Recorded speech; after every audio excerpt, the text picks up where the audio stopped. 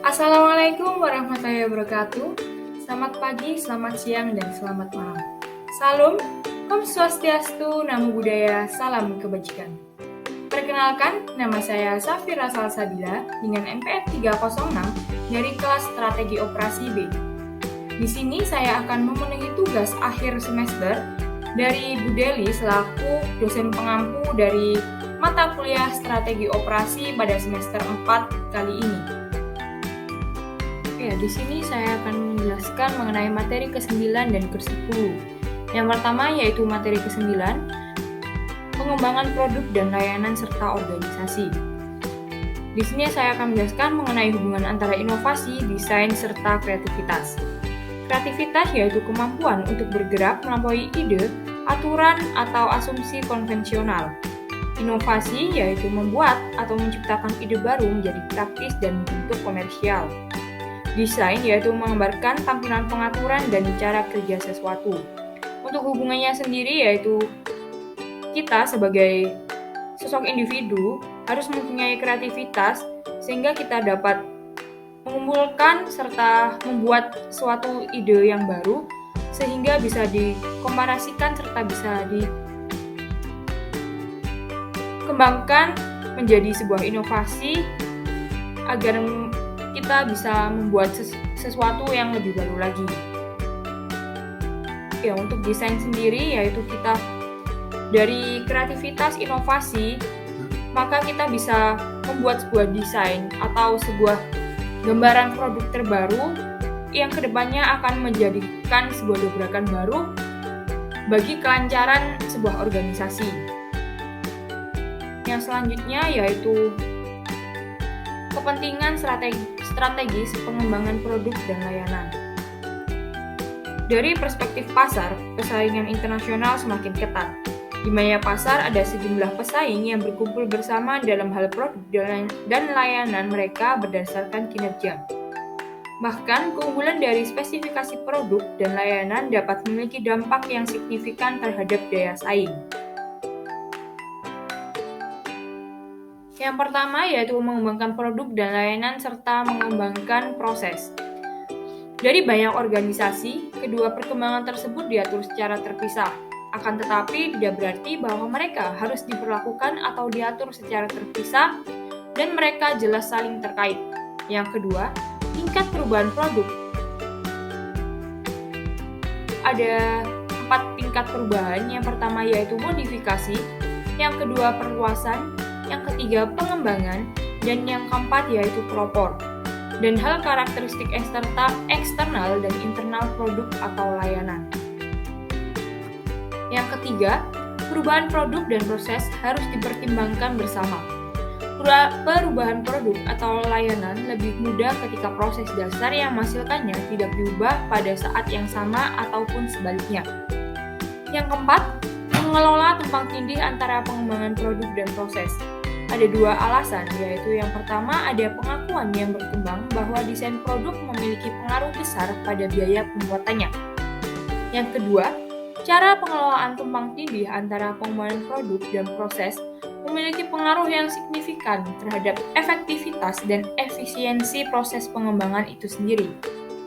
Hal ini berlaku untuk waktu antara konsep produk atau layanan awal dan pengiriman akhirnya ke pasar, dan biaya keseluruhan dari upaya pengembangan total atau 2 ide terpisah tetapi masih saling berkaitan dan berkesinambungan yaitu modularitas dan kustomisasi massal.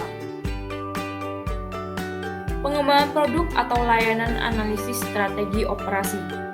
Tujuan kinerja generik kualitas, kecepatan, ketergantungan, fleksibilitas, dan biaya dapat digunakan untuk menggambarkan dampak produk dan layanan baru atau yang dimodifikasi di pasar. Untuk tahapannya sendiri yaitu yang pertama, proses pengembangan bergerak melalui serangkaian tahapan. Beberapa di antaranya mungkin terlewatkan dan terkadang proses mendaur ulang kembali melalui tahapan. Yang kedua, saat proses pengembangan bergerak melalui tahap-tahap ini, jumlah opsi desain alternatif berkurang sehingga satu desain akhir tetap ada. Yang ketiga, Karena opsi desain yang mungkin berkurang, ada perpindahan dari keadaan ketidakpastian mengenai desain akhir ke keadaan kepastian yang meningkat. Selanjutnya yaitu desain awal. Apa saja yang akan masuk ke produk atau layanan memerlukan pengumpulan informasi tentang hal-hal seperti bagian-bagian komponen penyusun yang membentuk paket produk atau layanan, struktur produk atau layanan, dan bill of material atau BOM. Selanjutnya, evaluasi dan peningkatan desain. Tahap ini mengambil desain awal dan upaya untuk memperbaikinya sebelum produk dan layanan jenis prototype diuji di pasar. Ada sejumlah teknik yang dapat digunakan pada tahap ini untuk melakukan evaluasi serta meningkatkan desain awal. Beberapa dari teknik ini berkaitan dengan penetapan biaya produk atau layanan yang diusulkan dan mengidentifikasi untuk peningkatan biaya. Jadi, pada tahapan evaluasi dan peningkatan desain, setelah kita membuat sebuah desain dan sebelum kita memasarkan produk tersebut, maka seharusnya diadakan sebuah evaluasi yang nantinya akan mempengaruhi tentang desain yang jelek ataupun kurangnya desain yang nantinya akan bisa diperbaiki menjadi lebih baik dan nantinya ketika telah diluncurkan di pasaran dapat memikat serta menarik banyak konsumen. Tahap selanjutnya yaitu pembuatan prototipe dan desain akhir. Prototipe produk dapat mencakup model tanah liat dari desain mobil dan simulasi komputer. Ya, jadi untuk pada tahapan ini yaitu desain akhir yang sudah paten dan akan diluncurkan serta dipromosikan kepada para konsumen dan nantinya akan diluncurkan secara pasti kepada konsumen bahwa terdapat produk tersebut. Contoh perusahaannya yaitu di sini saya memakai perusahaan PT KAI atau Kereta Api Indonesia. Segala perubahan yang ada terjadi di setiap aspek kehidupan manusia. Salah satunya yaitu perubahan organisasi di bidang layanan transportasi. Seperti contohnya pada kasus perusahaan Kereta Api Indonesia ini yang mengembangkan inovasi serta perkembangan yang baik dari tahun ke tahunnya. Hal tersebut menuntut berbagai organisasi yang bergerak dalam bidang pelayanan transportasi untuk mampu memenuhi kebutuhan masyarakat. Salah satunya yaitu PT KAI Indonesia yang melayani publik dengan jasa angkut kereta api, di mana kereta api ini merupakan salah satu angkutan publik yang akan diandalkan. Dalam pengembangan organisasi, PT KAI melakukan berbagai inovasi perubahan dalam menjawab tuntutan zaman. Ya, seperti yang kita ketahui, pada saat ini zaman telah berkembang dengan begitu cepat serta modernisasi pada lingkungan kita juga berkembang dengan cepat. Maka dari itu, PT KAI membuat sebuah terobosan atau sebuah inovasi secara terus-menerus untuk memperbaiki tingkat kinerja serta layanan dari perusahaan itu sendiri. Untuk inovasinya, yang pertama yaitu memperbarui gerbong-gerbong lama menjadi gerbong yang lebih baik lagi sehingga membuat penumpang lebih nyaman. Seperti yang kita ketahui pada saat ini, gerbong yang ada di kereta lebih baik dan lebih nyaman daripada gerbong-gerbong terdahulu. Yang kedua yaitu memberlakukan reservasi online tiket kereta api jarak jauh untuk menghapus percaloan. Seperti yang kita ketahui, untuk saat ini pembelian atau reservasi tiket kereta api bisa dilakukan secara online dan hal tersebut sangat membantu perusahaan tersebut untuk menghindari percaloan. Yang ketiga yaitu memberlakukan sistem check-in dan boarding pass bagi para penumpang kereta api jarak jauh yang telah membeli tiket secara online. Ya, dari pembaruan poin ketiga ini, yang seperti diketahui kita bisa check-in pada aplikasi yang telah ada seperti Traveloka, KAI Akses maupun aplikasi-aplikasi lainnya sehingga memudahkan para pelanggan PT KAI untuk melakukan check-in dan tidak perlu melakukan antri yang panjang untuk check-in itu sendiri. Poin yang keempat, membuat berbagai macam tingkatan pelayanan gerbong, mulai dari kelas ekonomi hingga premium luxury. Yang kita ketahui sendiri, untuk tingkatan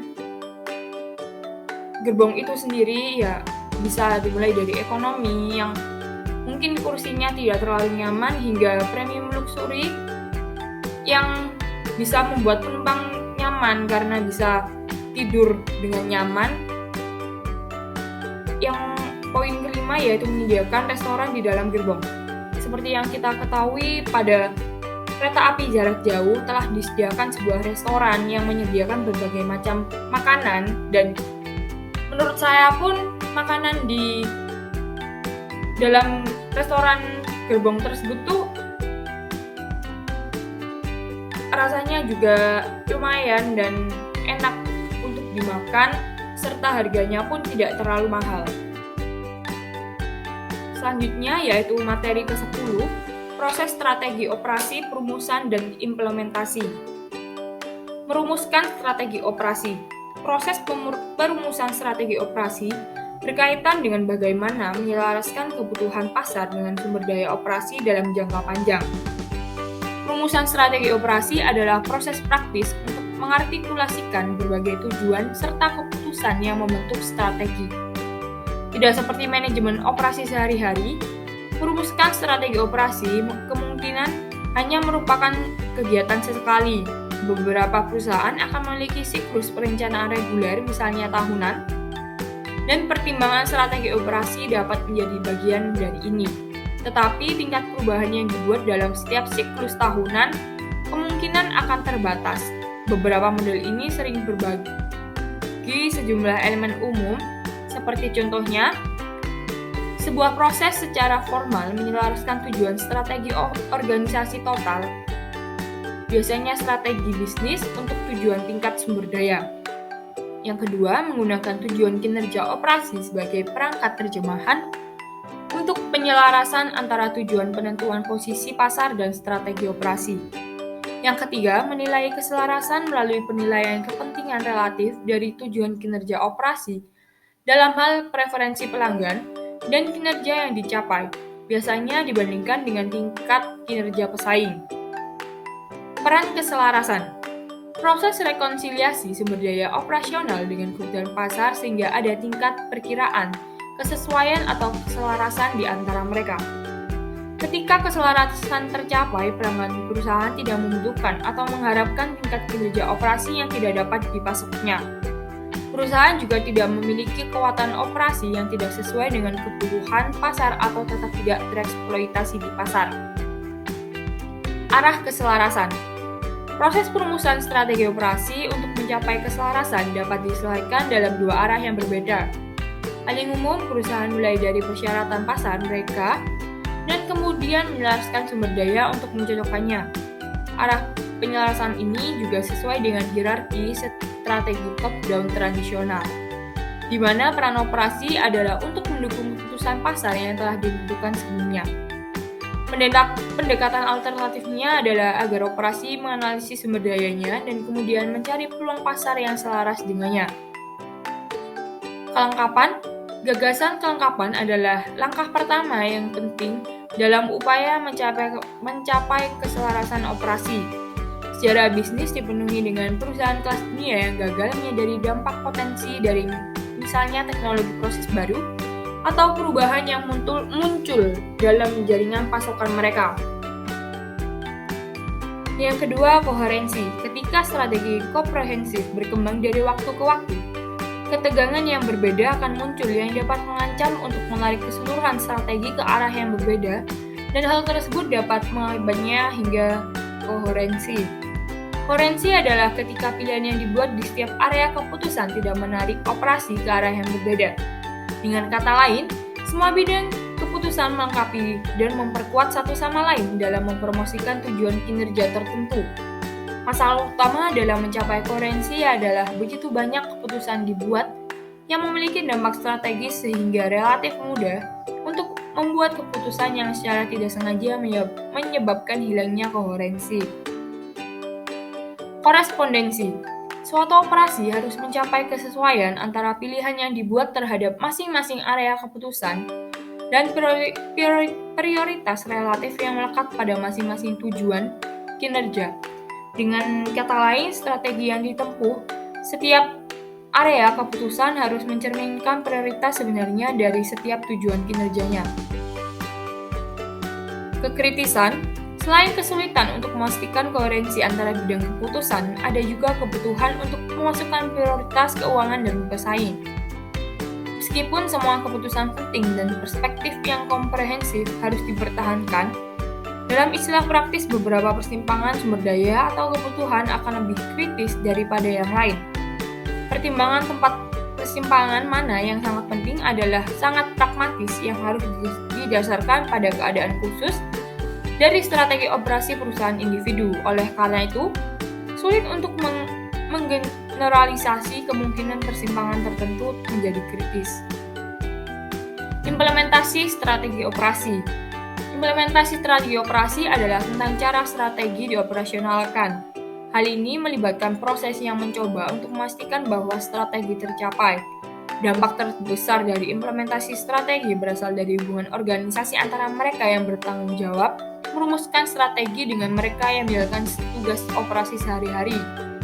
Seperti contohnya, manajer yang menduduki posisi staf biasanya memiliki peran pemantauan, perencanaan, dan pembentukan strategis, sedangkan peran tersebut memiliki hubungan yang erat dengan perencanaan pemasaran, pengembangan, produk, dan layanan serta keuangan, maka dari itu mereka juga membutuhkan ruang organisasi. Contoh perusahaannya yaitu keunggulan sumber daya operasi PT ANI adalah perusahaan memiliki hubungan kemitraan yang baik dengan beberapa pemasok yang mampu menyediakan beragam bahan baku, bahan pendukung, dan bahan kemasan yang dibutuhkan untuk memproduksi beragam produk kosmetik yang diharapkan konsumen, dan perusahaan memiliki tim yang kuat dan berpengalaman dalam membuat desain formula, serta proses pembuatan sabun transparan dan produk kosmetik perawatan wajah atau tubuh berbahan aktif alami. PT ANI menghasilkan produk kosmetik perawatan wajah dan pribadi berbahan aktif alami yang aman, serta bermutu untuk menangkap target pasar khusus di dalam dan di luar negeri. Pada pasar kompetitif, strategi operasi perusahaan biasanya dirumuskan berdasarkan keunggulan kompetitif mereka. Strategi operasi yang efektif harus mempertahankan dan meningkatkan keunggulan kompetitif berdasarkan pada kemampuan sumber daya operasi perusahaan, dengan memperhatikan kebutuhan pasar serta kinerja operasional pesaing adalah kunci untuk mensukses dan kelangsungan hidup perusahaan dalam kompetisi. Baik, sekian dari saya. Bila ada kesalahan kata maupun perbuatan, mohon dimaafkan. Wassalamualaikum warahmatullahi wabarakatuh.